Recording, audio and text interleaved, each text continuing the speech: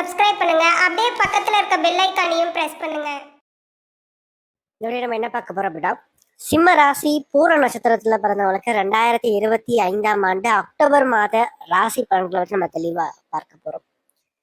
சிம்மம் காலபுருஷனுக்கு 5வது ராசியா வருதுங்க. நட்சத்திரங்களை பொறுத்த வரைக்கும் பூர நட்சத்திரம் 2வது நட்சத்திரமா வரும். சிம்மத்தினுடைய அதிபதி யாருன்னு பார்த்தீங்கன்னா சூரியன், பூரத்தினுடைய அதிபதி யாருன்னு பார்த்தீங்கன்னா சுக்கிரன். அதாவது இந்த காலகட்டத்தை பொறுத்த வரைக்கும் சிம்மம் பூரத்துல பிறந்தவங்களுக்கு அஷ்டமசி நடந்துட்டு இருக்குங்க. என்னதான் குரு பகவான் லாபஸ்தானத்துல அமர்ந்து 5ஆம் இடத்தை பார்த்துட்டு இருந்தாலும் கூட ராசிக்குள்ள கேது, ராசிநாதன் அப்படின்னு சொல்லப்படக்கூடிய சூரியன் ராசிக்கு 2ஆம் இடத்துல சனியுடைய பார்வையை வாங்கியிருக்காருங்க. மார்க்கிய 2வது பகுதியில ராசிக்கு 3ஆம் இடத்துல நீசம் பெறுவார். அதே மாதிரி சுக்கிரனும் பார்த்தீங்கன்னா ராசிக்கு 2ஆம் இடத்துல பலம் இழப்பாங்க. சரிங்களா? ஸோ இந்த மார்க்கிய முதல் பகுதியை பொறுத்த வரைக்கும் ராசிக்கு 3ஆம் இடத்துல செவ்வாயும் புதனும் சேர்க்கை பெற்று குருவினுடைய பார்வையில் இருக்கிறது சிறப்புங்க. சரிங்களா? என்னதான் ராசிநாதன் பலமிழந்து போனாலும் ராசிக்கு பாக்கியாதிபதியும் ராசிக்கு 5ஆமையும் சொல்லப்படக்கூடிய செவ்வாய் புதன் இவங்க 2 பேருமே ஓரளவுக்கு வலுவான தன்மையில தங்களுக்குள்ள திரிகோணத்துல அமர்ந்திருக்கிறதுனால இந்த காலகட்டங்கள் ஓரளவுக்கு நல்ல விஷயங்களை கண்டிப்பாக உண்டு பண்ணி கொடுக்கும். மன ரீதியா இருந்து வந்த சில மனக்குழப்பங்கள், மன உளைச்சல் சார்ந்த விஷயங்கள் தீரும். 2வது, அதிர்ஷ்டமே இல்லாம ஓரளவுக்கு வாழ்க்கையில ஓடிட்டு இருந்தவங்களுக்கு இப்ப அதிர்ஷ்ட வாய்ப்புகள் கண்டிப்பாக ஏற்படும். மேலும் செவ்வாய் ஓரளவுக்கு ராசிக்கு 3ஆம் இடத்துல தன்னுடைய வீடான மேஷத்தை பார்த்தால கொஞ்சம் சுறுசுறுப்பா இருப்பீங்க, ஆக்டிவா இருப்பீங்க. அது மட்டும் இல்லாம ஓரளவுக்கு தைரியமா தன்னம்பிக்கையா இந்த மார்க்கிய முதல் பகுதியில சில துணிகரமான சில செயல்களை செய்வீங்க. அதோட உடன் பிறந்த இரத்த பந்தம் சார்ந்த உறவுகளிடம் சின்ன சின்ன கருத்து வேறுபாடுகள் ஏற்பட்டு அது விலகும் அப்படின்னு சொல்லலாம். மேலும் பாக்கியாதிபதி பாக்கியத்தை பார்க்கல தந்தையினுடைய ஆதரவு கிடைக்கும். தந்தையினுடைய ஆரோக்கியத்துல ஒரு சிலருக்கு முன்னேற்றங்களை இது ஏற்படுத்தி கொடுக்கும்.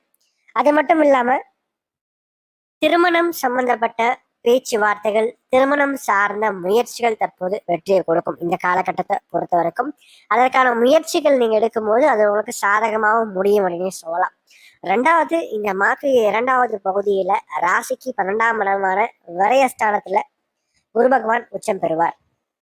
12ஆம் இடத்துல குரு பகவான் உச்சம் பெறதுனால என்ன பலன்கள் கிடைக்கும் அப்படின்னு பார்க்கும்போது, ஃபர்ஸ்ட் விஷயம், இந்த காலகட்டங்கள்ல பயணங்கள் சற்று அதிகரிக்கும். ஓடிக்கிட்டே இருக்கிற மாதிரியே இருக்கும் அப்படின்னே சொல்லலாம். சிலருக்கு இந்த காலகட்டங்கள்ல கடன் சார்ந்த முயற்சிகள் வெற்றி கொடுக்கும். கேட்ட இடத்துல கடன் கிடைக்கும். 2வது, ராசிக்கு 8ஆம் இடம் வலுக்கிறதுனால திடீர் அதிர்ஷ்டத்தையும் கொடுக்கும், திடீர் பிரச்சனையும் கொடுக்கும்.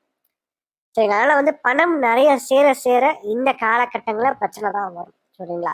2வது, கையில இருந்து காசு நிறைய விரயமும் ஆகும். பணமும் சேரும், அதே நேரத்துல விரயமும் ஆகும் அப்படின்னே சொல்லலாம். சரிங்க? லாபஸ்தானத்தை விட்டு குரு பகவான் விரயஸ்தானத்துக்கு வர. அப்போ கையில காசு இருந்தாதான் பணத்தை விரயம் பண்ண முடியும் இந்த இடத்துல. அப்ப காசையும் அவர் தான் கொடுப்பார், அதே மாதிரி செலவுகளையும் அவர் தான் கொடுப்பார் அப்படின்னு சொல்லலாம். முடிஞ்ச அளவுக்கு இந்த காலகட்டங்களை செலவுகளை குறைச்சிக்கோங்க. 2வது, ஆரோக்கியத்துல கொஞ்சம் அக்கறை எடுத்துக்கோங்க. ஏன்னா மாதத்துடைய 2வது பகுதியில ராசிநாதன் பலம் இழப்பார், சூரியன் பலம் இழப்பார், நட்சத்திரநாதன் சொல்லப்படுற சுக்கிரனும் பலம் இழப்பார். அப்ப இருவருமே பாத்தீங்கன்னா நீசம், அதாவது நீசம்னா பலம் இழந்த தன்மைன்னு அர்த்தம். சரிங்களா? அப்ப பலம் இழந்து 6ஆம் இடத்தையும் 8ஆம் இடத்தையும் குரு பகவான் பாக்குறதுனால இந்த காலகட்டங்கள்ல கொஞ்சம் ஆரோக்கியம் சார்ந்த விஷயங்கள், பணம் கொடுக்கல் வாங்கல் விஷயங்கள், அது மட்டும் இல்லாம வேலை ரீதியான முயற்சிகள்ல கொஞ்சம் தடைகளை கண்டிப்பாக கொடுக்கும். முடிஞ்ச அளவுக்கு வேலை மாற்றம் செய்யாதீங்க. இருக்கிற வேலையில தக்க வச்சுக்கோங்க. என்னதான் பணிச்சுமைகள் அதிகமாகவே, ஏன்னா இன்னைக்கு தேதியில அதிகமான கஷ்டங்களை பார்த்து கொண்டிருக்கூடிய ராசி நட்சத்திரங்கள்ல இந்த சிம்மம், பூரம், சிம்மம், மகமும் அடங்கும். வேலை ரீதியா அதிகமான உடல் உழைப்பு, குறைவான சம்பளம், சில பேருக்கு வேலை இழப்பு ஏற்படுறது, சில பேருக்கு குடும்பத்துல கணவன் மனைவி இடையே பார்த்தீங்கன்னா ஒற்றுமை இல்லாத ஒரு தன்மை, சண்டை சச்சரவு, அதாவது வயசுக்கு ஏற்ற பிரச்சனைங்க. சரிங்களா? சில பேருக்கு காதல் வாழ்க்கையில பிரச்சனை இருக்கும். ஒரு விஷயத்த கொடுத்து அதன் பிறகு அதுல இருந்து ஒரு மனஸ்தாபத்தை, ஒரு மன உளைச்சலை உங்களுக்கு ஏற்படுத்தி கொடுத்துருக்க சொல்லலாம். அப்ப இந்த காலகட்டத்தை பொறுத்த வரைக்கும் நீங்க குடும்ப வாழ்க்கையில விட்டு கொடுத்து போகணும். 2வது, வேலை செய்யற இடத்துல கொஞ்சம் பொறுமையா நிதானமா இருக்கணும். எப்பவுமே ஒண்ணு தெரிஞ்சுக்குங்க, ராசிநாதன் நட்சத்திரநாதன் பலம் இழக்கும் போது நம்ம வந்து நம்மளுடைய நிலையை விட்டு இறங்கி கீழே இறங்கிதான் ஆகணும். எப்பவுமே வாழ்க்கை ஒரே மாதிரி இருக்காதுங்க. எப்பவுமே நான் ராஜாவா இருக்க முடியாது, சரிங்களா? சில நேரத்துல நான் வந்து பாத்தீங்கன்னா மந்திரியாவும் இருக்கணும், அதை விட கொஞ்சம் கீழே இறங்கியும் போகணும். அப்போ வாழ்க்கையில அந்த ஃபிளெக்சிபிலிட்டி அப்படின்ற ஒரு விஷயத்த சிம்மம் பூரத்துல பிறந்தாங்க வளர்த்துக்கணும். எந்த நிலையையும் அக்செப்ட் பண்ணிக்கிட்டு அதுக்கேற்ற மாதிரி போக கற்றுக்கணும். ஸ்டபனா நின்னீங்கன்னா கண்டிப்பா இந்த காலகட்டங்கள பிரச்சனையை சந்திப்பீங்க. கொஞ்சம் வளைஞ்சு கொடுத்து போங்க, சரிங்களா? ரெண்டாவது, இந்த காலகட்டங்கள வேலை மாற்றம் செய்யறது, புதிய முயற்சி எடுக்கிறது, இதெல்லாம் பெரும்பாலும் தவிர்த்துடுங்க. பொறுமையா இருங்க. முயற்சிக்கு தகுந்த பலன் கிடைக்காது, தடைகள் ஏற்பட்டுதான் கிடைக்கும். சரி, குரு உச்சமாகறதுனால நல்ல பலன்களே கிடையாது, கண்டிப்பா உண்டு.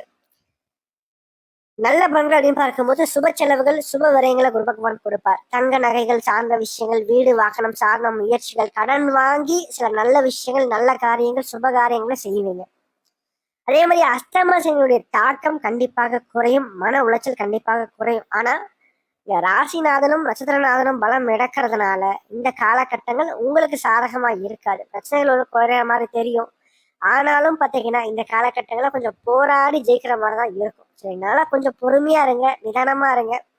எல்லா இடத்துலயும் பாத்தீங்கன்னா ஸ்டபனா நிக்காதீங்க. கொஞ்சம் வளைஞ்சு கொடுத்து போகும்போது நிச்சயமாக இந்த காலகட்டங்கள் பிரச்சனை இல்லாம போகும் அப்படின்னு சொல்லலாம். அது குடும்ப வாழ்க்கைக்கும் சரி, வேலை உத்தியோகம் தொழில் சார்ந்த விஷயத்துக்கும் சரி இந்த விஷயங்கள் பொருந்தும்.